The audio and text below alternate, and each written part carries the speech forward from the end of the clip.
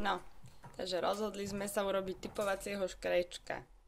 Takže na dnešný zápas Slovensko-Dánsko. No poď, poď, poď. Sme tu pripravili provizorné klzisko. Tu máme.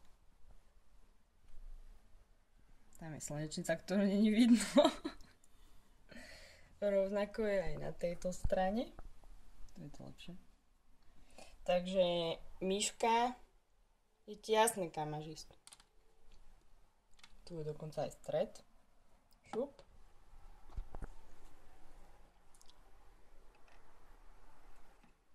Áno, presne toto sme chceli vidieť. Takže je to jasné, dneska vyhra Slovensko.